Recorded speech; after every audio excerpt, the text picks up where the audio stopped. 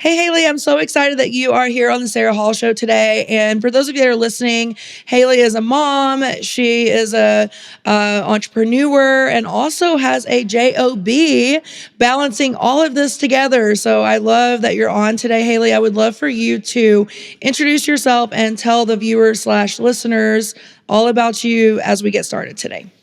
Yeah. So first off, thanks, Sarah, so much for having me. I'm super excited about this today. So I am a registered dietitian, have been working in this space for over 8 years. I work in community health for my full-time job, as Sarah mentioned, and then have been doing my entrepreneurship journey for just over 3 years at this point in time. And I work with women before, during, and after pregnancy to really give them the confidence that they're giving baby the healthiest start to life, along with providing, just personalized strategies to get them relief from, those common pregnancy symptoms. So that way they feel energized and good during their journey. And so that's a little bit about me. I can't believe I've been a dietitian for over 8 years. I always get so crazy when I say that out loud. I know. And I have to say 17 years. And I'm like, what? I don't even feel that old. I'm not old, but like it just goes so fast, and like, especially once you become an entrepreneur, it almost feels like a tornado in your life, a good tornado, but like, there's always those phases of growing and learning as an entrepreneur. And so I love that you said that you've been kind of on the entrepreneurship journey almost 3 years now too, because so many people think that, they just can't get started or they can't do it alongside a job. Do you want to talk a little bit about like the word balance? Like I know is different for everyone, but like how have you been doing all this over these years while working and being a mom? I think like one of the biggest things has been really like learning to balance it, but at the same time being really okay with like slow growth. Cause I will Yeah. say what my business looked like 3 years ago, even 2 years ago is significantly different than what it looks like now. And so really I've had to just really adapt in every season of my life because I have a 2-year-old, or he'll be two next Friday or this Friday. And so, I mean, I went through the stage of like building a business prior to being pregnant during building a business, and then, walking into a space of becoming a mom, all alongside my business, growing at the same time. And so really I've had to adapt during those seasons and learn how to balance, but give myself grace for the fact of doing this along these different seasons of life, I would say. And, it's just always remembering too, to like set up my day, Sarah. I mean, this is something I really learned from working with you, is really like setting up my day to like really support my priorities, and making sure that I am, balancing them all in the way that they deserve to be. And then just remembering, that there's only certain things that I absolutely need to do, right? And then there's other things that we like to do as entrepreneurs and get really stuck in the busy space. And so I just think that really every season has come with a different balance and how to really do that. Yeah. I think that is just something that everyone should be writing down though, because like I hear so many times, well, I can't start a business because I'm pregnant, or I can't start a business because I'm working 40 hours a week and, I need to wait till I can at least go part-time. And, I just say those are just decorated excuses for I'm too scared to start my business right now, or I'm too scared that I can't handle all this. And the thing of it is, when we have a strong enough reason, like your goal is eventually to be home with your family full time. And that may take some time because you're staying at your job for a little while. And that was me too. I knew that my business could take a little bit longer. My kids were younger. I wanted to stay at my job for certain financial reasons, so my job could pay my bills and my business could build the life we have now. And that's kind of what your goal is as well. And I think just having that awareness that, you can be successful in different life stages. You can be successful pregnant. You can be successful with a toddler. You can be successful with a teenager like me, but that all looks different, and everything phase of life. It just comes with a different level of busyness. We just use it as excuses as humans. That's what humans do. So I'm just glad that you didn't use it as an excuse to say, oh, I'm pregnant, I can't do a business. Or, I have a small child, I can't do a business. You've definitely done it throughout and learned how to find your wave of balance. So if someone's listening or watching and you have a full-time job, you can find the balance that makes sense for your life, or if you have children or pregnant or whatever comes up in your life, you can always find that balance. But the desire to want to do it, and I think what you said that was more profound was that, you figured out a way with each phase of life, and you're still figuring out ways that you can grow and also not forget how to be successful as a mom and wife now too, right? Because we wear so many hats. We wear the mom hat, we wear the wife hat, we wear the business hat, we wear the career hat.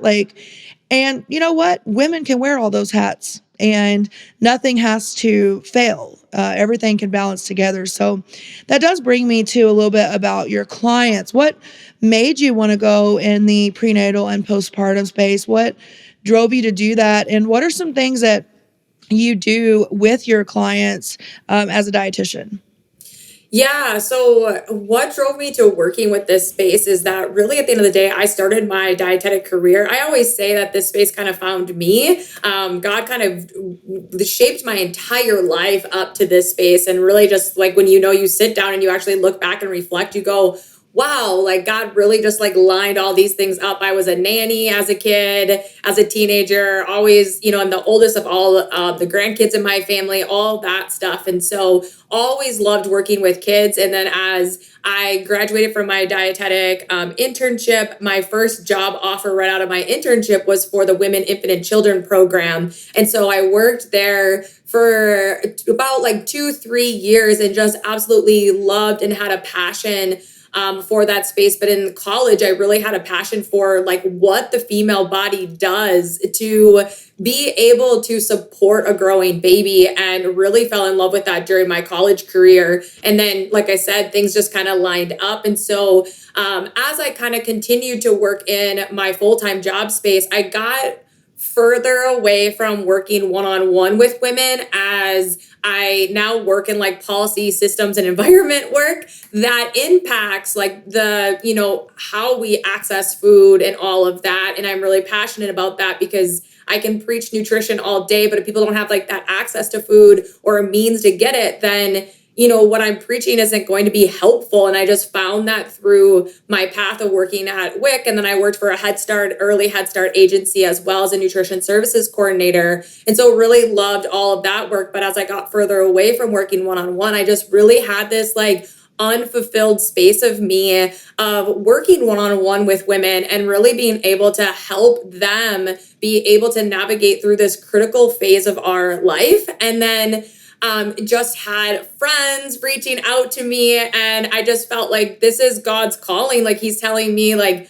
help these people, help your friends. And then really it just kind of became I don't even know how to describe it, but just continued to unfold into what it is now. And God just kind of kept pushing me and nudging me into this space. And then just every time I'm working with clients, there's just this passion and this fire that's just like really that just ignites in me. And I just like can't get enough of it. I just can't get enough of helping women just navigate through this and not have to have this like stereotypical crummy pregnancy that is described so often, and help them be able to go into thriving and not being overwhelmed and inundated with like this out of date, confusing information on like what they can be eating versus what they can't be eating, and that they're supposed to just suffer through these pregnancy symptoms and there's nothing they can be doing to do it. Where I've heard over so many times from clients be like, I was just told that this is a part of pregnancy and don't worry, like just fight through it, get through it. And I'm like, no, like it doesn't have to be that way. There's so many things that we can be doing to really be managing and supporting this space. And so always love just like helping clients navigate that and get to this space of just really feeling good and hearing them tell me too that, like they hear all their friends with like certain pregnancy experiences going on and they have the exact opposite going on. And that's just because, they have the ability to get that support and just that personalized plan to be able to, change those outcomes and change how those symptoms are actually impacting them.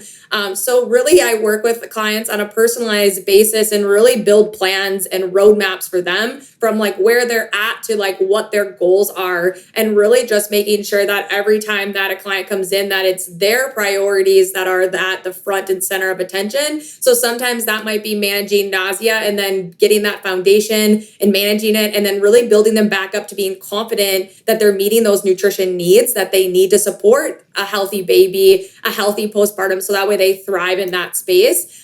Or to really just preparing them for pregnancy so they're going in with great nutrient stores. As we just have so much research that shows how important it is to be going into pregnancy at an optimal space. And there's so much that our conventional medicine system misses out on and just really doesn't prepare us. And then when I went through my own personal journey, now I just relate so much more, because when I knew all this information about being pregnant, but not really how to prepare for pregnancy. And I kind of had this space where I freaked out because I was like, wait, if I have to go into pregnancy well, and I know that how my body is before pregnancy impacts, like, how do I prepare? Because I don't want to be like trying to correct anything during pregnancy, because that doesn't make sense. And I got the same advice that most women get, like, just stop taking your birth control, have like a cycle, start trying, you're healthy, it'll be fine. And just knew that there was way more to it. And now, that I work in this space and really have done the research, there is so much more to it. And just really making sure that we're going in optimal just really supports how easy our pregnancy can be. And also going to that postpartum recovery space can be too. Well, I can definitely tell that God called you to do this, girl, because you just get just as excited as when I'm talking about women in business. You get so excited about talking about women that are going through pregnancy because you do feel so passionate that there is a huge gap in what's being taught to these women. And, I think in all spaces in the field of nutrition, like, it's the concept of like, go to the doctor, get a handout, or be told to go to like a Google search to find out all your information. And it's so much more than that during pregnancy. And just switching that, or like shifting that thought process in women too, that they need someone like you. I know a few maybe weeks to months ago, we were talking about the whole care team during, pregnancy and postpartum, and that so many women normalize that an OBGYN is part of the care team, or a doula or a midwife. But the normalization that a dietitian should be part of the care team is something I feel like you are leading the way in. And, I do want to touch on just 1 second about how some people feel like when you have like a smaller niche, right? Like, I feel like women get pregnant every day, so it's not like a super small niche, but to some, they would look and say like, oh, that sounds like you only have 9 months where, you can have somebody as a client, which you do work postpartum as well. But what can you say about like the concept that some niches are too small? Because I just hear all the time, well, I don't think I should do that niche because it sounds like it's so small. And like, I think people might think that about the pregnancy niche, yet you've built a very thriving, large business on the side of a job, in a quote smaller niche. Yeah, gosh, Sarah, you just bring me back up to when I even started thinking about this. And I even like heard the stuff Yeah. of like, figure out a niche. And I was like, I don't know what to do, because I've been working with women, and like kids birth to 5 my entire career. And so I was like, how in the world am I going to actually like bring this down? And I just really decided that, sometimes you've just really got to like trust in what a business coach is telling you. But at the same time, like, I will say I had those limiting thoughts, but at the same time, like, really at the end of the day, like, it's helped me so much have a clearer vision of who I am supporting and who that ideal client is and what do they do and who are they and who am I talking to when I am creating content, when I am popping on my stories. Like, I can picture my ideal client, and to say that it's not really, I think we as dietitians are for some reason taught that it's limiting, but it's really not limiting. It really just allows you to be really focused on who that is and to really make this picture perfect person. But I will say again, I've been doing this for 3 years, and that Right. person has continued to change with me as well. So I just think that it's just something, there's something with our mind. And I'm sure, Sarah, you probably can speak to that better than I can, but I feel like we think we're limiting ourselves when really I feel like it gives me so much more focus. Yeah. Well, the thing of it is, too, if you're not excited about who you're going to work with, you're not going to make money anyway. So it shouldn't matter if you feel like your niche is too small or whatever. It's like, what are you most passionate about? You can figure out a way. Babies are born every day. People get pregnant every day. People get new diagnosis every day. People want to start a business every day. Like, whatever your niche is, there's always a need for it. And last time I checked, there are billions of people on this world. And when God calls you to do something too, like, you're not gonna ever get in the way of that. You know what I mean? Like, and we can have open discussions about faith because we're both very Christian women. We talk about this a lot. We pray about our businesses, things like that. And we've had a lot of conversations about this. But when God puts something in place, you're not going to change that anyway. So you were called to do this. And like, the pregnant women are just going to keep showing up for you, honey, because that's what you're called to do. And you're just going to keep accelerating. But I think there's something to be said about just getting started, staying consistent, letting it all fold out, stop second guessing yourself. And if you are, or want to be a more faithful type woman, prayer, reading the Bible, letting that come into the principles of your business. My life forever changed when I rededicated myself to studying God's word about my life and what he wanted me to do. And I think that's really what's happened for you as well. And kind of looking at the 3 years backwards, but even going back to what you said in childhood, see, we don't see it in the moment when our life is unfolding in front of us. We don't see all the things that when we get to a certain level, I kind of look at my life backwards. Like, why did I become a dietitian 17 years ago? Why was my son thrown into the mix at 25 when I was in my undergrad or my master's program? Like, all of these things folded out for reasons. And why did I start a business in 2015? It's all folds out backwards, but you've been able to see over 3 years what's happened. Someone brand new, they just don't have that crystal clear path yet. So I think it's very inspiring to hear stories like yours and say, like, you just got to get started. You got to keep going. You got to be resilient. You got to let things fold out and stop, second guessing yourself along that journey, because you can find your way. And that's the same thing for your clients too. So let's talk about, as your offer has unfolded. Now, obviously, Haley and I have worked together a little over a year. So she had her business a couple years before that, but like, over the years, can you speak to a little bit about like breakthroughs that you've had while evolving, either like your coaching, your work with clients, your offer? What are some of those breakthroughs that you've had? Gosh, I feel like there's so many random small ones, right? And I think my mind automatically goes, what were the big ones though? Yeah. But the small ones are just the fact of one, like, you know, being able to serve more women in the same way that I used to support one-on-one women, and really just building that system to really be able to help more women, right? Like, God wants me to be able to support and help more women. And so building the systems in place and just having really, like, I would say even breakthrough would be like hiring someone to support me, figure out how to get to where I want to go, right? Because I think we can do it so much on our own, and really like, oh, I can just listen to this podcast and I can just like do that. But I drove myself crazy because you try to like learn all these things, but like you can't, when you have someone who just gives you one system, one way to do things, like you can take it and like Sarah's given me a roadmap. And I will say, Sarah, like my first couple of years prior, like, I mean, I was like doing things. I worked with another business coach and really like was so much different of an experience. And at this last year, I would say I've seen my most significant growth over the last year with having your constant support, your systems, and just at the same time, like your energy being involved in my day-to-day, business, and just really being able to provide more.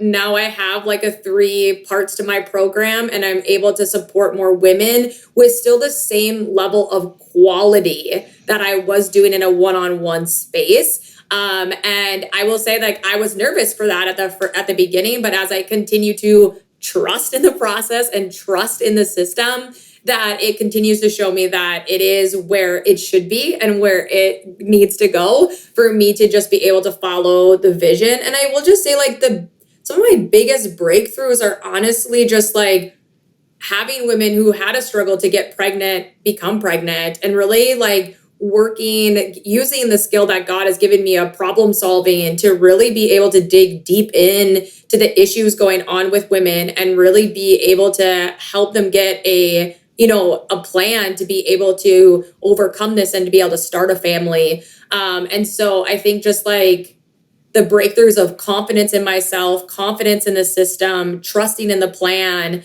and really just figuring out of how to use my clients' feedback to really be able to continue to build a business that supports more women. Yeah, I really look at all of that you just said, like building a house, right? Like we can't build a house. I'll never forget when they put the foundation down on our house, and I was like, wait, that's too small. That foundation, we got to go bigger, because it was going to be almost a 4,000 square foot house, and the foundation looked so small to me. But I had to not let that, like, I was about to have a meltdown over that darn foundation, right? But then they put the walls up and they started filling everything in. And I thought, okay, this is the house that I wanted to build. I see it now. It relates to business because so many times people barely have a freaking cement block down on their business. And all of a sudden they're freaking out, worried about this, stressing over this. And you can't even see the foundation and the beautiful thing that's about to be built because you're over here freaking out about the foundation that's not even dry yet, And it just relates so much to building a business or, building a house to building a business because you had to try things. You had to trial and error. You had to figure things out. You gained confidence through that. You saw what worked. You saw what didn't work. It's the same thing with any sort of process. But I think something happens crazy in our brains once we become an entrepreneur. Like, dang it, that house better be built in 1 month. Like, it took a year and a half to build my house, but we think our business should be built in a month, So do you have anything to say about like how you actually settled those nerves down? Because I know for me, like, I about drove my husband crazy in the beginning saying, oh my God, I don't know if this is going to work, or I'm stressed out. And then I had to realize, like, I'm just going to pray about it and move on. But how do you manage like not letting fear creep in, even back in the early days to where you are now 3 years in? Because I think so many women just let that fear creep in every day. And I still like the fear still creeps in for me every day. Me Or like too. I will Yeah. say, like, comparison's huge, right? Like when you're out in the world and you're looking at like what other entrepreneurs are doing and what they may be doing, and I'm speaking to the people that are specifically looking at like their niche, right? And going, oh my gosh, like Instagram's now showing me 1 million people who are in my niche. Well, yeah, they are, because they're using your algorithm to put those people in front of you, right? And I think at the end of the day, it's really just the fact of like, like you had said, like praying about it, trusting in God's plan for me, realizing that he has me right where he needs me and wants me to be at this point in time. But at the same time, taking time every so often to look back, right? Look back at where was I like 2 months ago? Where was I, and really like celebrating the small things, right? Like one client is a big deal. Like 2 clients is a big deal. And like building foundation is a big deal, whether that's like since we're comparing it to a house, like whether you put the whole slab down for the whole foundation of your house or just the garage, like that's progress, right? Like Yep. anything is progress. And so I think we just like are always looking for these big, huge, significant wins. Like we're not celebrating until we hit like 20K, or we're not celebrating until we hit this much in a month of income, but we're not ever looking back that like,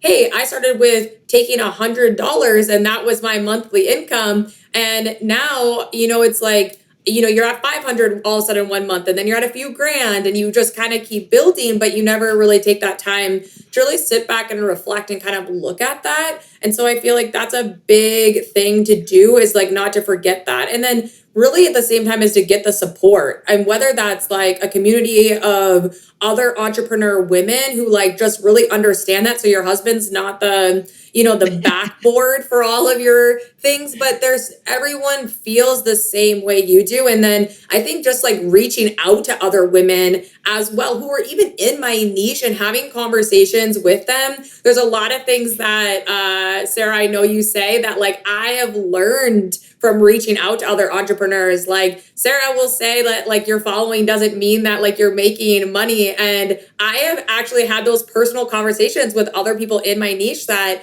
have a huge following, and they're not making what you think that they are. And I think that that's kind of always that misconception I had when I first started to now, like as I've had that conversation and I've reached out to those people and got that support from them and just really had some real raw conversations that I've like found out. And yeah, there's just everyone has those same fears and feelings, but you have to like get through them, and you have to like find the good things, the positive things, write down your gratuity, like your gratitude list and all of that, and really focus in on that. And, I always even hear your voice in my head is like, what is your why?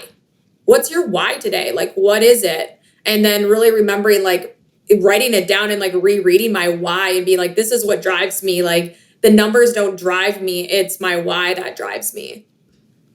Yeah, it's kind of like someone trying to lose weight, right? Like the scale isn't always going Ugh. to drive them, but the reason behind like why they want to get healthy, and they're tying that to their weight loss, but in general, it's actually something else.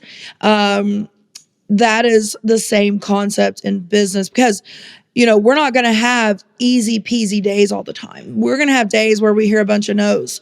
We're going to have days where people ghost us in the DM. We're going to have days where clients are complaining about something, and you're having to put out fires. And that could be followed by a day where everyone says yes. All the clients are like singing your praises.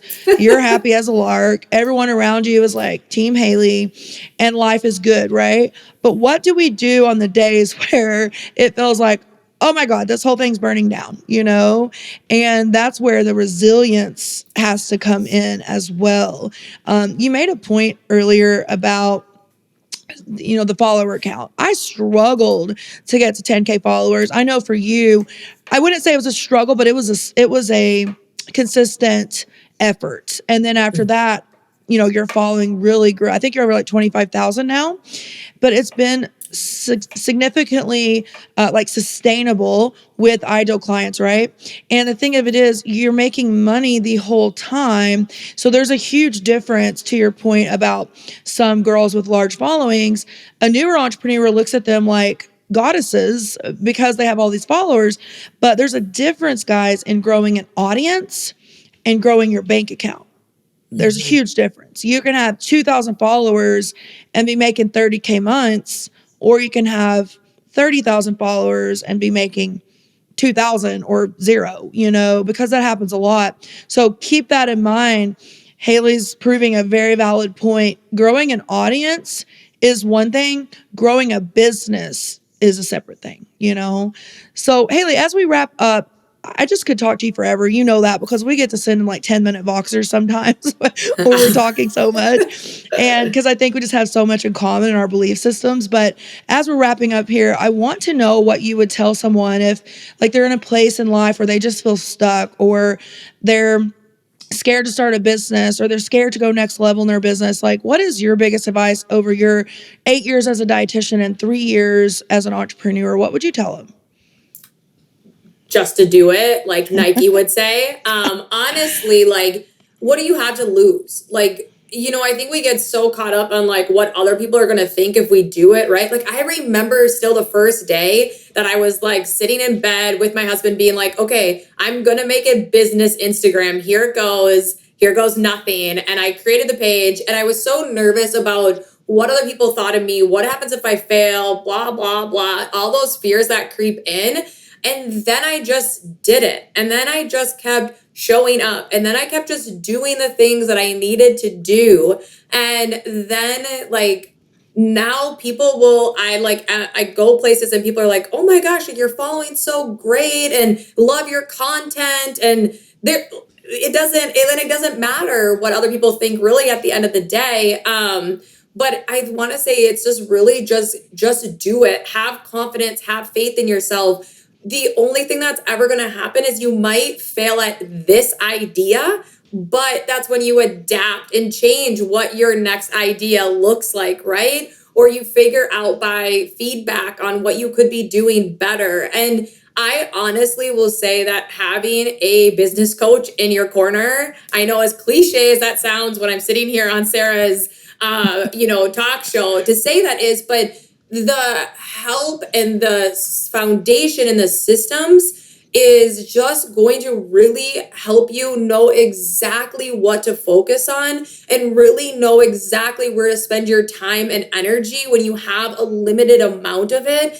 And if you're a list person like me, that helps so much just to be like, these are the things that I know I need to do today, and I just need to do it to get the results that I want to get. And that helps me remember on those hard days, on those days where like all those no's are coming in. Now, I had a laugh at that, Sarah, when you said that, because I just told my husband the other day I had a spot of like a lot of no's, and I was like, it's crazy. I think I'm getting resilient to it because literally it happened and I was like, oh, it's just one of those days. Tomorrow will be different. And it's like, those days used to like put me in like a dark hole and I'd be like, oh my gosh, like, what do I need to change? What's failing? And now I'm like, oh, it's just one of those days. There's a bunch of yeses around the corner because that is how it's gone. But really at the end of the day, I say just trust in yourself.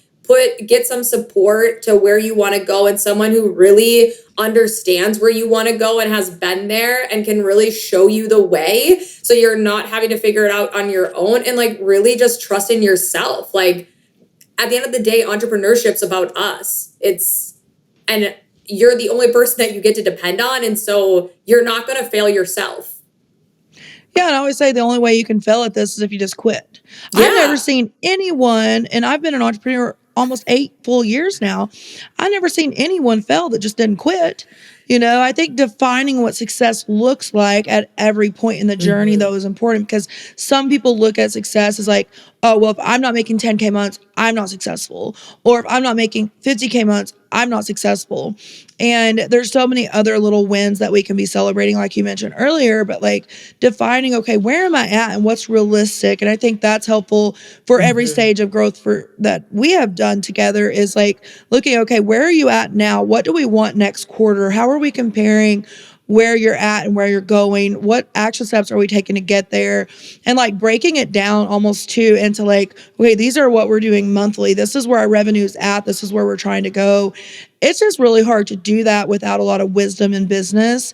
And now you've gotten that skill, right? So you can go on and every month you know how to set yourself up for success from our work together too.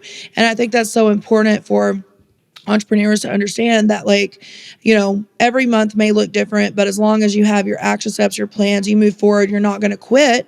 That's the only way you're not going to be successful. So, last question from me, Haley, for you is what do you want to celebrate or share as we're wrapping up? Thursdays are always my like share days on our personal Zooms in our coaching program, but I want to share like what are you excited about? It can be life, business, etc. as we wrap up, the next 3 months, finishing up the year actually. I am excited to celebrate the fact that pretty much I have made what I make at my full-time job in 1 year already this year. So super happy to see that. And then, just celebrating the fact that I have made it to this point in my business with also a 2-year-old on coming up Friday. So big, big celebration. And then I just at the same time love to celebrate the mindset shift that's happened from working with you, Sarah, and having your support has been super tremendous. Honestly, I can't say enough great words in that space. And so, yeah. And then I'm just hoping that to wrap up the year, just staying consistent with where I'm at. I think, we always do really focus on what's next, but at the same time, sometimes we just need to be happy with the consistency. And Yes. so really just like allowing my business, I would say almost how you would say it, Sarah, is to kind of level out a little bit and just kind of see where that looks and where that nice space is for me during this season of my life and just really figuring out after that, what's next. Yeah, we're definitely going to have, last tip is we're definitely going to have seasons of stabilization and seasons of growth. And Haley has had so many seasons of growth. It's time to have a season of stabilization and then another season of growth. And that is something you guys have to be really realistic with. Every season maybe isn't meant to be a growth season, and that comes with experience as an entrepreneur. So letting that play out is so important. But I really appreciate you, Sharon. You are like super mom, super entrepreneur, super wife, and I just think you're amazing. So I'm so excited that we got to do this today. I really appreciate you being on, Haley. Thank you, Sarah.